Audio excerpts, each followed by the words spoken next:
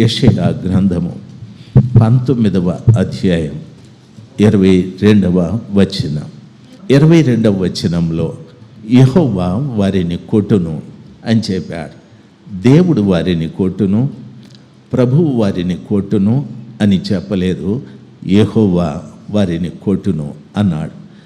యెహోవా అంటే ఎల్లప్పుడూ ఉండువాడు అని అర్థం. దేవుని వాక్యం సెలవిచ్చిన సమాచారం. ఎవరిని కొడతాడా ఆయన అని అంటే బైబిల్ సెలవిస్తుంది. ఏమనో తెలుసా?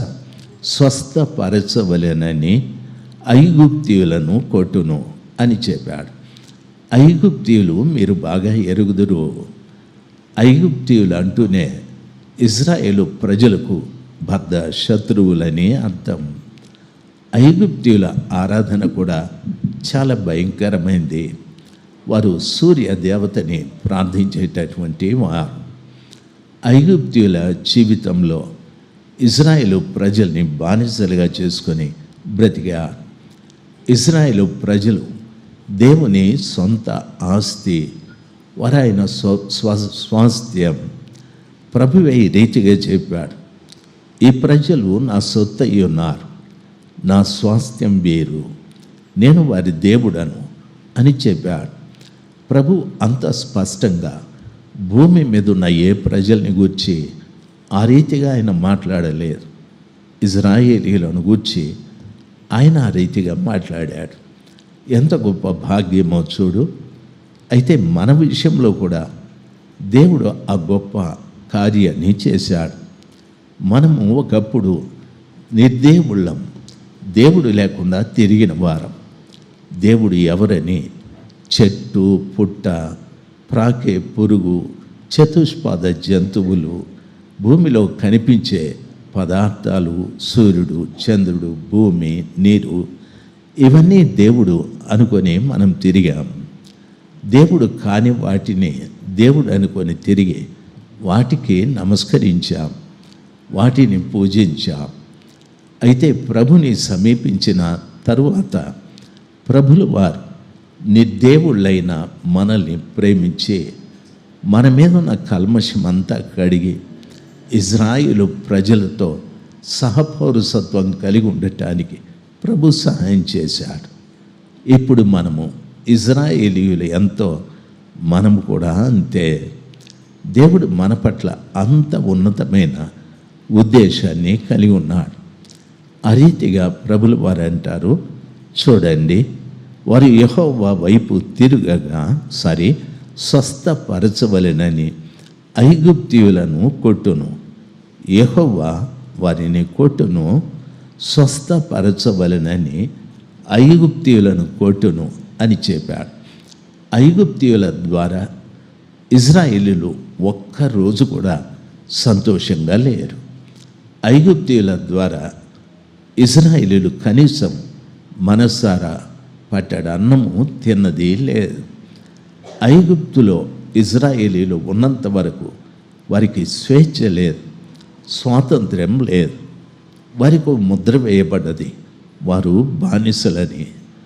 ఇజ్రాయేలీలో ఐగుప్తు దేశంలో ఉన్నంత వరకు వారికి ఇష్టమైన భోజనం వారు కానీ వారికి పిల్లలకు కానీ పెట్టే అవకాశాలు లేవు. తరాలు గడిచిపోతున్న జీవితాలు ఐగుప్తీయుల మధ్యన ఇజ్రాయేలీల జీవితాలు మగ్గిపోతూ ఉన్నాయి. తండ్రి బానిస, ఆయనకు పుట్టిన కుమారుడు కూడా బానిస, అతనికి పుట్టిన కుమారుడు బానిసే. తరాలు తరాలు బానిసత్వాన్ని అనుభవిస్తూ ఉన్నారు. విద్య లేదు, ఉద్యోగం లేదు, సంపాదన లేదు, బానిసత్వమే. వెట్టి చాకిరీలు చేస్తూ ఉన్నారు. తండ్రి పిల్లల్ని చూసి బావురు అంటూ ఏడుస్తున్నాడు. నాకంటే నా బిడ్డలు కూడా ఎంత హీనంగా బ్రతుకుతున్నారు ఏంది అని. పిల్లలు కూడా తల్లిదండ్రులను చూసి ఈ బానిసవాని కడుపులో పుట్టానే అని ఎంతో కృంగిపోతూ ఉన్నారు, కుమిలిపోతూ ఉన్నారు. ఆ రీతిగా ఇజ్రాయేలీయుల జీవితం అంతా 430 సంవత్సరాలు తండ్రుల తర్వాత పిల్లలు, పిల్లల తర్వాత వారి పిల్లలు అలాగే ఏడుస్తూ బ్రతికారు. ఏ రోజు కూడా వారికి సంతోషం లేదు. వారి దేవుడు యెహోవా అని తెలుసు. వారి దేవుడైన యెహోవాని ఆరాధించటానికి కూడా ఆ దేశంలో వారికి స్వాతంత్రం లేదు. ఇశ్రాయేలీయుల ఆరాధన ఐగుప్తీయులకు అసహ్యం. వారు అసహించుకుంటారు. అసహించుకుంటే పర్వాలేదు. ఇశ్రాయేలీయులు ఐగుప్తీయుల మధ్యన వారి దేవుడైన యెహోవాకు బలిపీఠం కట్టి బలులు అర్పించడం, ధూపము, నైవేద్యము ఈ కార్యాలు చేస్తే రాళ్లతో కొట్టి చంపేస్తారు. దైవ భీతి కంటే ఐగుప్తీయుల భయం ఎక్కువ ఉంది. అందుకని వారి దేవుడు యెహోవా అని తెలిసిన ఒక్కరోజు కూడా ఆ దేవుని మనసారా ప్రార్థించే అవకాశాలు లేవు. అది ఇశ్రాయేలీయుల పరిస్థితి. స్వేచ్ఛ లేదు, సరైన వసతి లేదు, మంచి భోజనం లేదు. తల్లి, తండ్రి, పిల్లలు కూర్చొని ఏదో చక్కటి భోజనం వండుకొని బిడ్డలకు పెట్టాలి అనే స్థితి లేదు. ఐగుప్తు రాజు వారికి ఏమి ఇస్తాడో దాన్నే తినాలి. అంతకంటే వారికి ఇంకా వేరే అవకాశాలు లేవు, సదుపాయాలు కూడా లేవు. వారి మీద ఒక ముద్ర, వీరు బానిసలు అని. అందుకని ప్రభువు చెప్తున్న మాట ఏమంటున్నాడు తెలుసా? యెహోవా వారిని కొట్టును.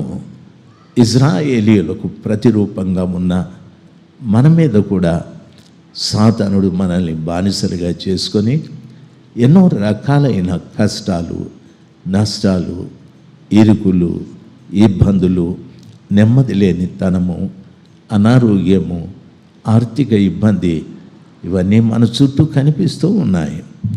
భార్యను చూసిన అయిష్టమే, పిల్లల్ని చూసిన అయిష్టమే. ఎందుకు అని అడిగితే వారికంటే మన ఇంట్లో ఎక్కువగా ఇవి ప్రభావాన్ని చూపెడుతూ ఉన్నాయి. ఆర్థిక ఇబ్బందులు కానీ, అనారోగ్యం కానీ, నెమ్మది లేని తనం కానీ, సంతోషం కానీ ఎంత ప్రయత్నం చేసినా మన ఇంట్లో అవి కనిపించలేదు. కారణం సైతాను యొక్క బానిసత్వంలో ఉన్నాం కాబట్టి. ఎప్పుడు ఆయన పిల్లలుగా మనం ఈ స్థలంలోనికి వచ్చామో నీవు నేను చేయవలసిన కార్యం ఒకటి ఉంది. అదేమిటంటే ఆయన పవిత్రమైన పాదాల చెంత ఎప్పుడు కన్నీళ్లతో మొరపెట్టేది నేర్చుకోవాలి. ఈ స్థలంలోకి రావడం ఏదో ఇక్కడ కొన్ని కార్యక్రమాలు ఆచరించి వెళ్ళిపోవడం కాదు. అది అందరూ చేసే పని. అయితే నీ మీద పెత్తనం చేస్తున్న ఐగుప్తు నాగరికత, నీ మీద పెత్తనం చేస్తున్న ఫరో, నీ మీద పెత్తనం చేస్తున్న బానిసత్వం, ఇవన్నీ ప్రక్కకు పోవాలి. దాన్ని ఎవరో కొట్టేవారు కావాలి, దాన్ని భయపెట్టేవారు కావాలి. దాన్ని కొట్టి భయపెట్టేవారు భూమి మీద ఎవరూ లేరు. దాన్ని కొట్టి భయపెట్టి నీ వద్ద నుండి ప్రక్కకు తొలగించేవారు నా యేసు ఒక్కడే, నా యేసయ్య ఒక్కడే. ఆయన పవిత్రమైన పాదాల చెంత మోకరించి కన్నీళ్లతో అడగాలి, తండ్రి బానిసత్వం నుండి నాకు విడుదల దయచేయండి. నా చుట్టూ ఎంతగా నన్ను వేధిస్తున్న అసమాధానం, అనైక్యత, ప్రేమ లేనితనం, అవమానాలు, నిందలు ఎన్నో నా చుట్టూ తిరుగుతూ ఉన్నాయి. వాటిని కొట్టండి, వాటి నుండి నాకు విముక్తి దయచేయమని కన్నీళ్లతో ఆ కృపగల దేవుని మొరపెట్టే స్థితికి మనం రావాలి. మీరు చక్కగా పాడుతున్నారు, చాలా మంచిది. చక్కగా చప్పట్లు కూడా కొడుతున్నారు, మరీ మంచిది. మిమ్మల్ని ఎవరు పిలకపోయినా మీ అంతటి మీరే మందిరానికి వస్తూ ఉన్నారు, అది ఇంకా గొప్ప సమాచారమే. అయితే ఇక్కడికి వచ్చిన తరువాత నీ మీద పెత్తనం చేస్తున్న ప్రతి విధమైన పాపము, శాపము, ప్రతి విధమైన నష్టాన్ని, కష్టాన్ని కొట్టేటటువంటి దేవుడు ఉన్నాడు. ఆయన కొట్టి నీ వద్ద నుండి వాటిని బయటికి తరిమి వేయగలడా? ఆయన పాదాల చెంత కన్నీరు కాల్చాలి. ఆయన పాదముల చెంత మనం మొరపెట్టేటప్పుడు మన హృదయం విరిగి నలిగిందిగా ఉండాలి. దేవుడు ఈ రీతిగా సెలవిస్తాడు.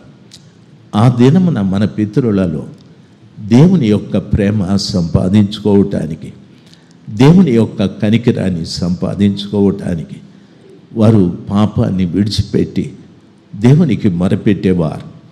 పాపం విడుచు కార్యక్రమంలో బలిపీఠం దగ్గరికి వెళ్ళి ఒక బలి పశువుని వధించేవారు. ఆ యాజకుడు వారి పక్షంగా బలి పశువును వధించి ఆ బలి పశువు రక్తాన్ని బలిపీఠం చుట్టూ ప్రోక్షించి ఆ రక్తాన్ని అతని కుడి చెవికి, కుడి చేతి బొటన వేలికి, కుడికాలి బొటన వేలికి చమిరి, కుమారుడా నీ పాపం క్షమించబడ్డది అని చెప్పేవారు. అయితే ఈ రోజున బలి కార్యక్రమాలు లేవు కదా. బలికి ప్రతిగా బైబిల్ ఈ రీతిగా సెలవిస్తారు. దేవుడు బలిని కోరువాడు కాదు.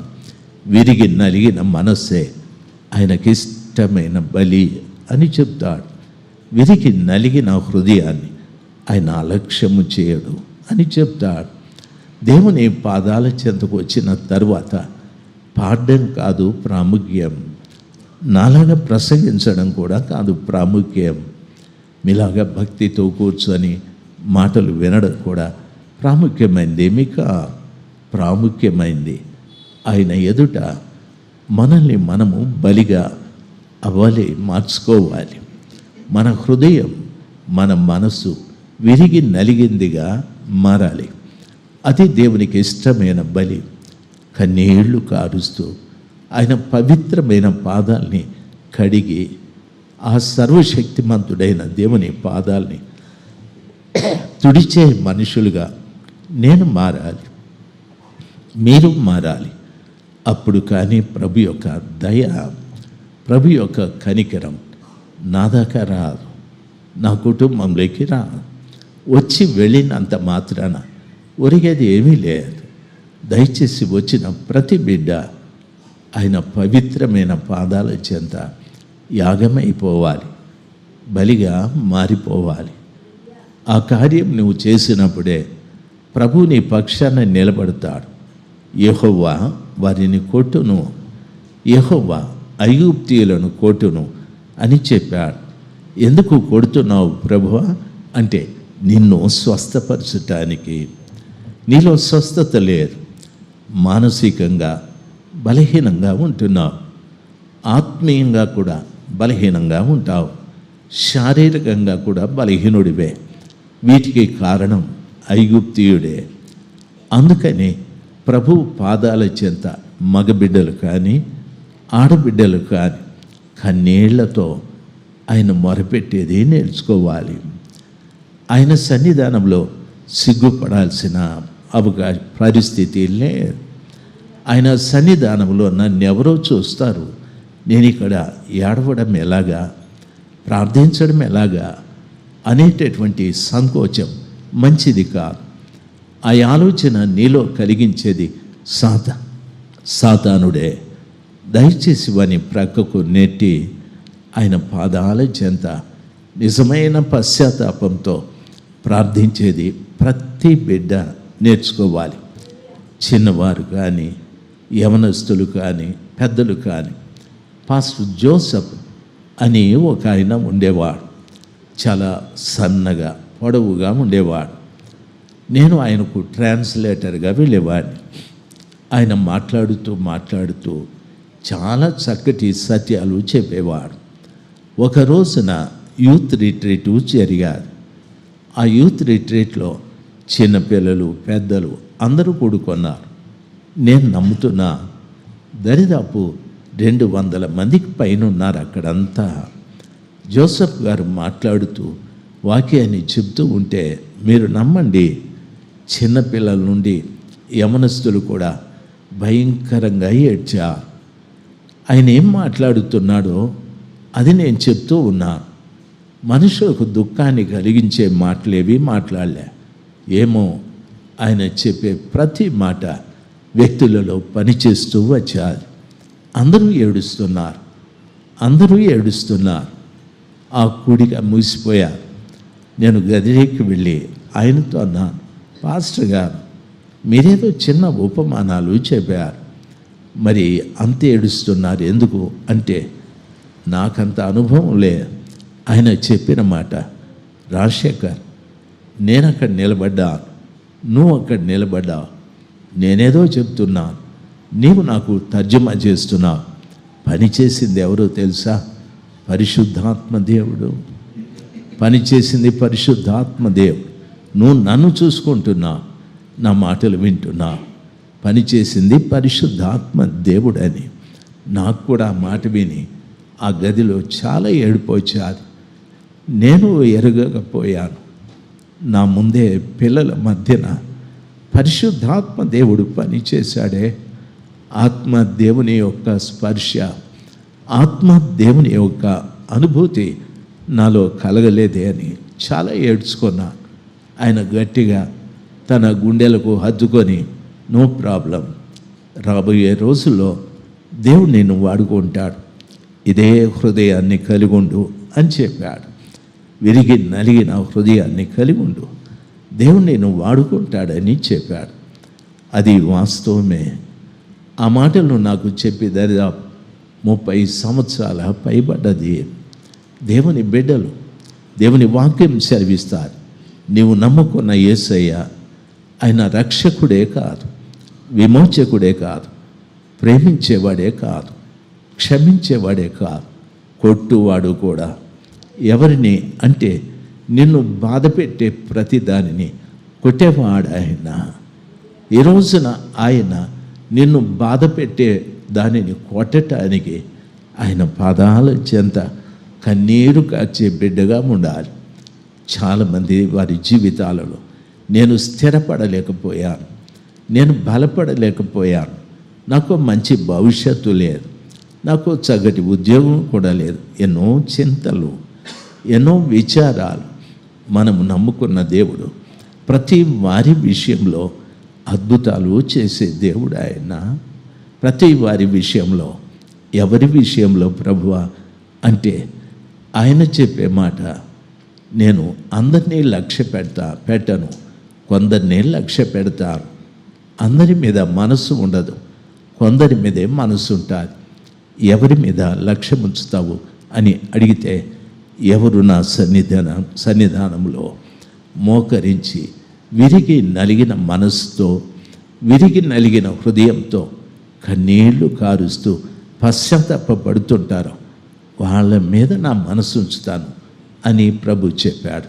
తల్లి, నా ప్రియమైన తండ్రి, మనకేదైనా కష్టం వచ్చినప్పుడు మనకు ప్రియమైన వారి దగ్గర కూర్చొని ఎంతో ఏడుస్తాం. వాళ్ళు మన భుజం తట్టి ఏడవద్దు ఏడవద్దు అంటారు. ఒకవేళ చాలా సన్నిహితులైతే గుండెకు హత్తుకొని, నాకు కూడా చాలా బాధ అవుతుంది, ఏడవద్దు అని అంటారు. యేసయ్య దగ్గర ఏడిస్తే ఓదార్చడం కాదు, ఆ కృపగల దేవుడు నిన్ను గుండెకు హత్తుకోవడం కాదు, నీకు ఏడుపును కలిగించే ప్రతి సాతాను సంబంధమైన కార్యాన్ని కొట్టి బయటికి పంపిస్తాడు ఆయన.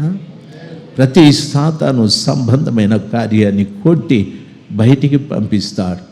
దయచేసి ప్రార్థించు, ఒంటరిగా ప్రార్థన చేయి, కుటుంబంగా ప్రార్థన చేయి. అయితే విరిగి నలిగిన మనసు ఆయనకి ఇష్టమైన బలి, దేవునికి ఇష్టమైన బలి.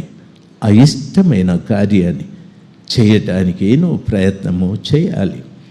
ఆయన పాదాల చెంత కన్నీరు కార్చే అనుభవంలోకి నీవు వస్తే, నీ ఇంట్లో ఉన్న ప్రతి చెడు అనగా నీకు దుఃఖాన్ని కలిగించే ప్రతి కార్యాన్ని ఆయన కొట్టి నిన్ను స్వస్థపరచును, నిన్ను స్వస్థపరచును. నా మాటలు అర్థమయ్యే బిడ్డలు ఒకసారి గట్టిగా చప్పట్లు కొట్టి దేవుని మహిమపరుద్దాం. Praise the lord. Hallelujah, hallelujah. నిన్ను స్వస్థపరచును. ఈ మాట చాలా గొప్ప సమాచారం. ప్రభు పాదాల చెంత కన్నీరు కారిస్తే ప్రత్యక్షంగానో పరోక్షంగానో నిన్ను దుఃఖపెట్టే ప్రతి కార్యాన్ని ప్రభువు కొడతాడాయన. ప్రభు కొట్టి వాటిని తరిమివేసి నిన్ను స్వస్థపరుస్తాడు. శారీరకంగా స్వస్థపరుస్తాడు, మానసికంగా స్వస్థపరుస్తాడు, ఆధ్యాత్మికంగా కూడా స్వస్థపరుస్తాడు. అప్పుడు నీ ఆలోచనలన్నీ చాలా మంచిగా ఉంటాయి. నీ ఆత్మీయ ఎదుగుదల కూడా చాలా బాగా ఉంటుంది. శారీరకంగా కూడా మంచి ఆరోగ్యం ఉంటుంది. నువ్వు ఏది తిన్నా ఏది తినకపోయినా ఆరోగ్యం మాత్రం నికరంగా ఉంటుంది. ప్రభువు అదే చెప్తాడు, నేను స్వస్థపరచవలెనని ఐగుప్తీయులను కొడుతున్నాను అని చెప్పాడు. దేవుడు వారిని ఎందుకు కొడుతున్నాడంటే నన్ను స్వస్థపరచటానికి.